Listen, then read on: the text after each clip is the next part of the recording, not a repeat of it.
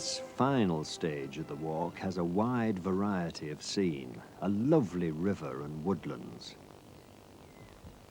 Heather moors, charming villages, prehistoric relics, a stately waterfall, a forest trail, steam locomotives, and to end it, an exhilarating cliff path. And when the North Sea comes into full view, and you recall your last sighting of the Irish Sea, you'll be glad you didn't stay on in Patterdale. Lakeland is all very well, but by resisting its lure, you've seen so much new and interesting and lovely country that, on reflection, you wouldn't have missed for worlds. Come on now, admit it. And our final week together was ample justification for Wainwright's choice of route. 50 magnificent miles, a spectacular approach to the North Sea. To most walkers, the solitude and rugged beauty of the North York moors are a fitting finale to this trek across England. Others, content with more homely attractions, find quiet satisfaction in the unspoilt villages that dot this landscape. Wainwright, of course, delights in the sheer variety of things to see and places to visit. And although he was anxious to start on the moors ahead, he insisted we began at Mount Grace Priory. Its ruins lie just a few yards from the main A19, but hidden away from the 20th century. One of the most arresting scenes on the whole route is here for coast-to-coast walkers.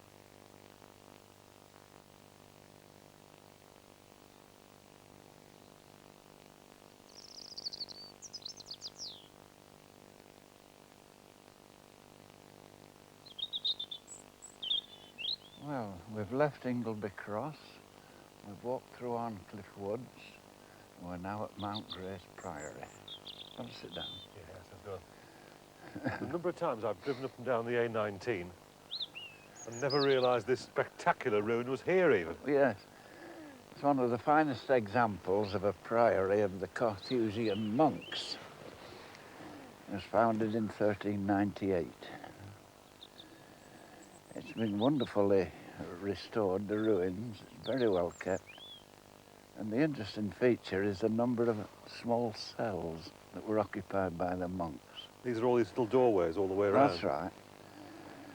They lived in complete silence. Each monk had his own little cell and a little allotment with it. The tower's been preserved and the rest has been allowed to decay. Presumably, a lot of the destruction was done at the dissolution of the monasteries. I assume so, yeah. We tend to blame Henry VIII for everything that's in ruins, don't we, about that time. You would probably have got on very well in one of these little cells, A.W. You don't like people all that much. No. Yes, it's a wonderful place. It's a small step from the shelter of Mount Grace Priory onto the northern shoulder of the North York moors. Ahead lies glorious open country. But Wainwright doesn't have this well-trodden route entirely to himself.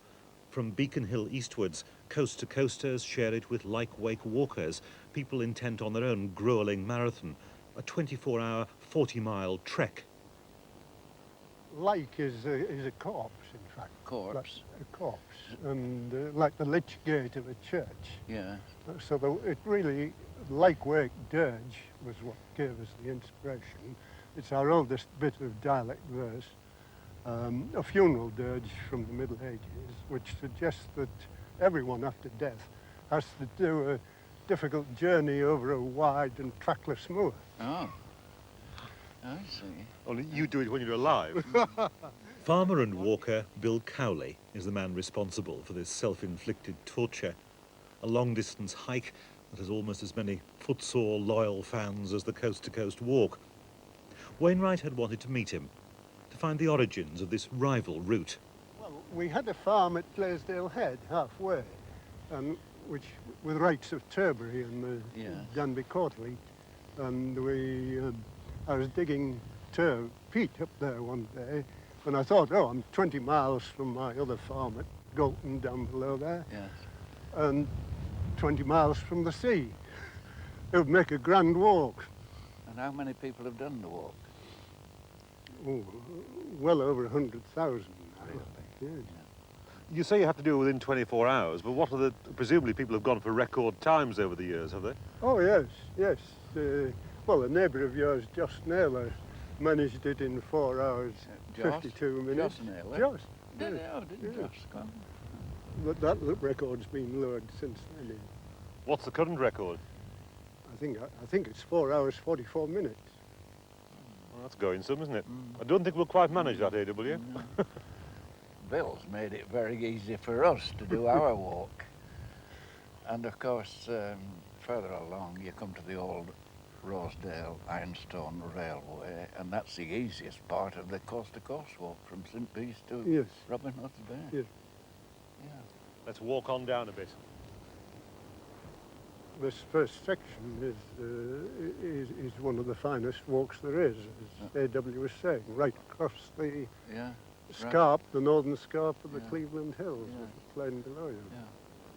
How many times altogether have you been across? Oh, I think about 36 times.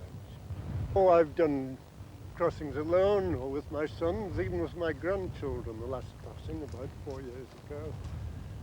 And we took across once the oldest man to have done the walk, who was 81 when he did it. And In 24 hours. yes, he was very fit. That's going some, isn't it? You haven't asked Bill if he'll take you across the Lyke-Wake walk. He specialises in 80-year-olds, you know. I'd be delighted to do so. The broad expanse of moorland, extending for 30 miles to the east coast, heather-clad, unenclosed, uninhabited, remote from industry and noise and free from traffic, is magnificent territory for the walker. It is a wilderness crossed by few roads but many ancient tracks, a plateau high above the valleys, yet of sleek and rounded slopes and easy gradients, where one can wander tirelessly all day and enjoy complete freedom. An elevated desert, neither arid nor sterile, but abounding in interest and beauty. This is the highest part of the moors. And looking back, you can see the way we've come. Kringle End, Cold Moor, Hasty Bank. Now, how high are we here? We're about 1,400 feet. So There's, it's there's not- a trig point there. That's the very highest point of the Cleveland Hills, is it? Yeah. Or a moor, as it's called. In Lake District terms, of course, we're not very high, but there is a tremendous sense of space here, isn't Because there's such a drop on the other side over to Cleveland. And the walking all the way along the top is quite easy. It's been helped, of course, by the boots of the Lyke-Wake walkers a lot. But at one point on Hasty Bank, there's a sudden outcrop of rocks, the Wainstones. And it is quite difficult just there. You can do a bit of rock scrambling there. You can certainly see for a mile or two away across there, AW. Mm. It would look spectacular in glorious sunshine, but I suppose it's a more typical North Yorkshire moor's day. Yes, I suppose it is. But in August, this is just one sheet of purple. Beautiful. All the way along the moors is heather. They've obviously been burning it off here. There's a whole Yeah. stretch of it burnt away. Yeah, For the grouse management, I suppose. yeah. And what are these stone pillars we can see all the way along the road here? There's a lot of history on these moors. They were occupied, obviously, at one time. And these are guideposts with inscriptions and carvings. And there were many settlements about here, too. As we get over the little rise in front, you'll see the old mineral line that served the Rosedale ironstone workings. And if we carry on this road, where would we end up? At Kirby Moor side. But we break away from this road, do we, on the Yes, route? yes. Well, we joined the railway track. And how far on down is that? That's another mile from here, but the track itself goes on for several miles, always on the same contour. Crosses the head of valleys running down to the south, the Farndale, which is renowned for its display of spring daffodils. We'll look down there. Then we look down Rosedale.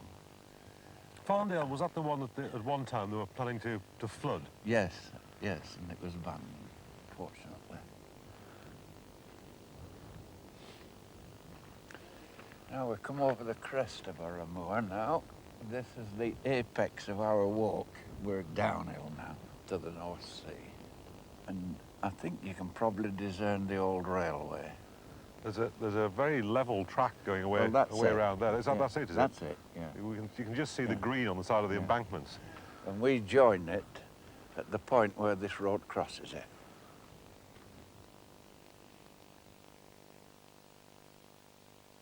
The Rosedale branch was constructed in 1861 across the high moors to the ironstone mines, a considerable engineering achievement.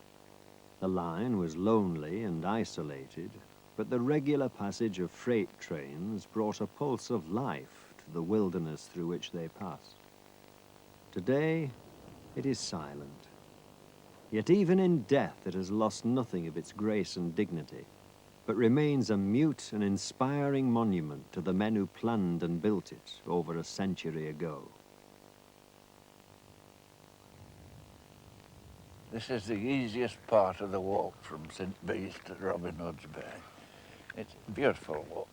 All thanks to the Victorian railway builders. Yes, and it was really a civil engineering feat because they followed the contour so closely that they didn't need any bridges or tunnels. They formed great loops around the heads of the valleys that fall away to the south. Oh, we're still on the route to the Lykewake walk as well, aren't we? Yes, and the Cleveland Way crosses here. This is the place they call Blowith Crossing. This is where the old road from Kirby Moorside to Stokely meets the railway. You enjoyed this bit of the walk, didn't you? Did. Yeah. You write in your book about this is the place where you have to pretend to be a train, isn't it? Yes. Yeah. You can get quite a fast pace along here. What would you call a fast pace? 5 miles an hour. There's a notice on there. Yes, it's warning walkers that this is a critical time for all upland nesting birds. Oh. Breeding season. So you've got to keep to the footpaths and keep dogs on a lead. Oh. How many brace of grouse were shot on here last year? 3,000 brace. What the gamekeeper was saying to us back there. Well, they're hoping they're going to beat that record this year. They are? I hope so, yes. No wonder the little buggers go around with their heads down and scream.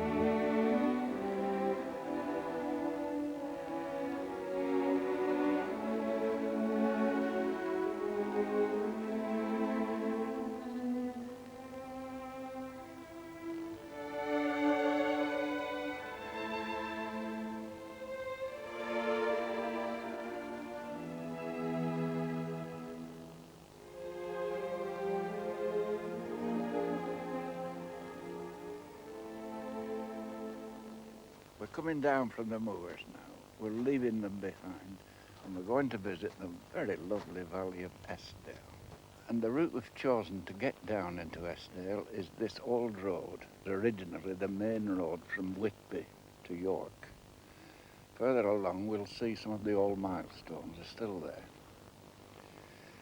And the view, of course, is very extensive. We're looking over Eskdale now.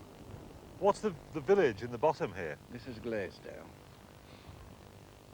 It's the end of the moors. It's not the end of hilly country. We still have another ridge before we see the North Sea in front of us. But this is the end of the North York moors. Glaisdale Rig is a joy to tread. It leads unerringly down to the valley on a distinct path that was once a highway, as the many standing stones testify. Walking along this elevated crest is easy, with the views of Eskdale ahead increasing in beauty as the valley is seen more intimately. The wilderness days are over.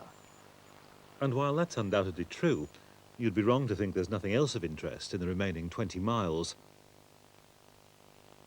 After the airy plateau of Glaisdale Rig, AW enjoyed wandering among the sheltered beauties of Eskdale to arrive at the small village of Gromont.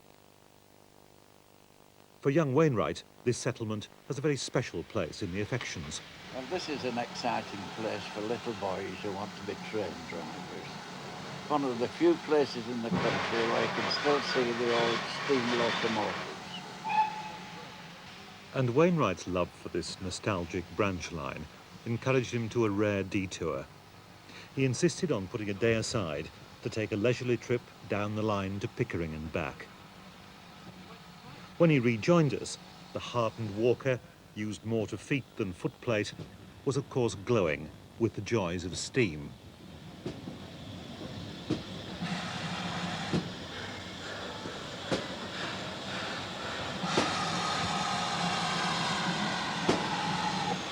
Waiting for it on Gorton Station was thrilling. Coming up the steep incline, puff, puff, puff. I guess it was good to hear it.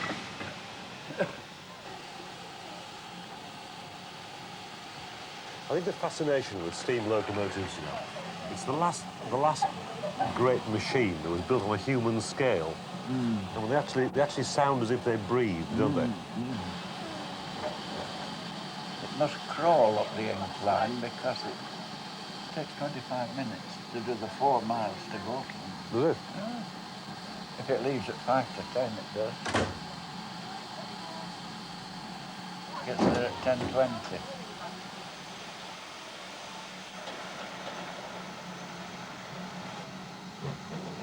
This line, which was a branch from Whitby to Pickering, was axed by British Rail in 1965, part of the Beeching Cuts, but was taken over.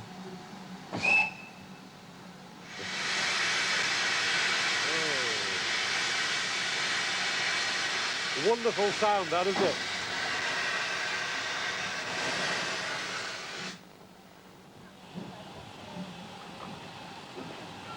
Probably the easiest way of capturing a lost age, isn't it? Seeing a train steam hauled. So how did it manage to survive Beeching? It was one of Beeching Cuts, and the line was closed by British Rail in 1965. But a band of railway enthusiasts got together and in 1967 acquired the old track, which hadn't been taken up. There was 18 miles of it across the moors to Pickering.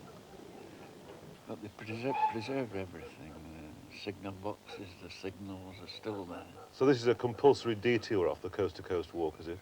Yes, actually, the coast-to-coast walk comes across a level crossing there. So where are we going on to now then, AW? Well, we're on the final stage now. In another hour or so, you'll see the North Sea for the first time.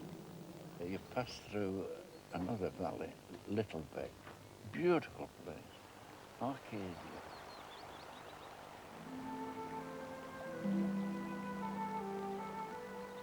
The steep descent to the hamlet of Littlebeck, a miniature Arcadia embowered in trees, is a glimpse of heaven for nerve-frayed town dwellers.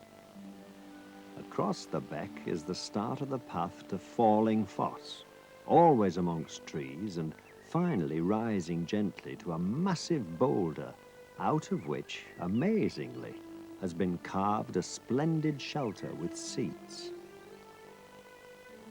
In beautiful lettering, the name The Hermitage, the year 1790, and the initials G.C. are inscribed in the stone.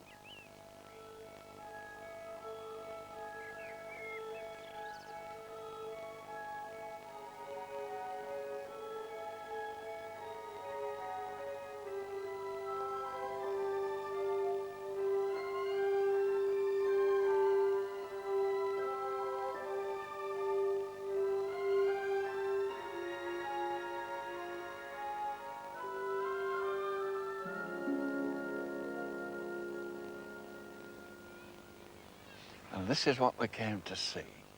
This is where we come right alongside the North Sea. This was a very satisfying moment to get here and know that nothing now can stop you from completing the walk. And for the next 3 or 4 miles, we're walking along the edge of the cliffs, quite as impressive as these. And then, quite suddenly, you turn a little corner, you see Robin Hood's Bay below you, all the little red-tiled roofs. So, Quite a moment, this, after quite a moment, yes. 180 odd miles. Yeah, we're very nearly there now.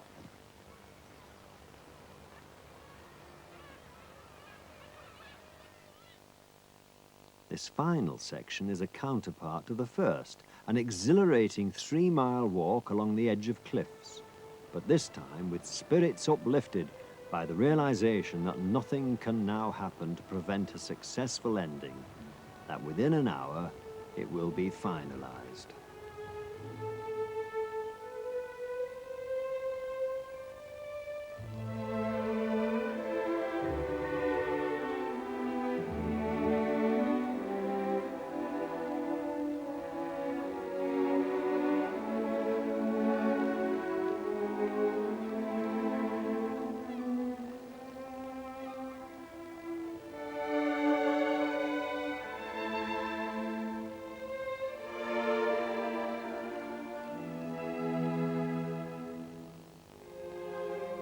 When Wainwright was last at Robin Hood's Bay, some 15 years ago, it marked the conclusion to more than a year's work, planning and walking the route. With due modesty, A.W. had dedicated his book to the second person, unidentifiable as yet, to walk from St. Bees Head to Robin Hood's Bay. Of course, Wainwright's doubts proved unfounded. To thousands, the tracks and footpaths, 190 miles of them, linking the Irish and North Seas, have become England's best-loved walk. So this is a really satisfying moment for you, this, was it? Yeah, it is. This is a very definite end to the coast-to-coast walk. You can't go any further than this. So just go and put your boots in the North Sea. I knew you were chicken out of getting your feet wet. Yeah.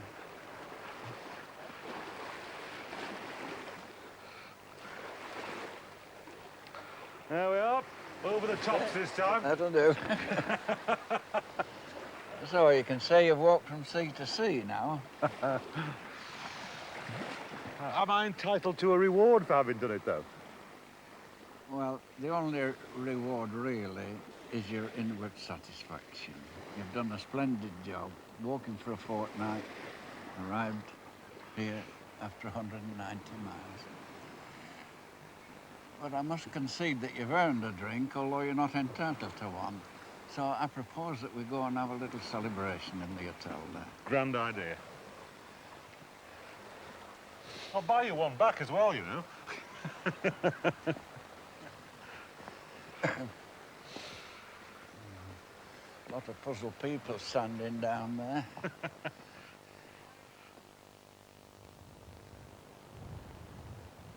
It was a journey of delight.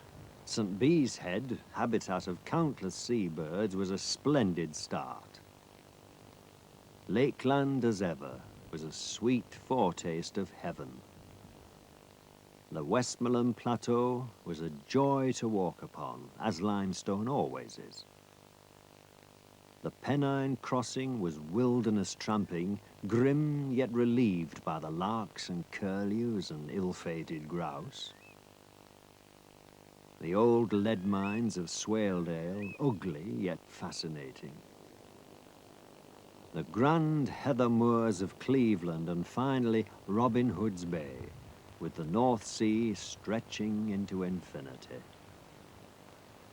You could not have a better defined start and finish. I can say now that I've walked from one coast of England to the other.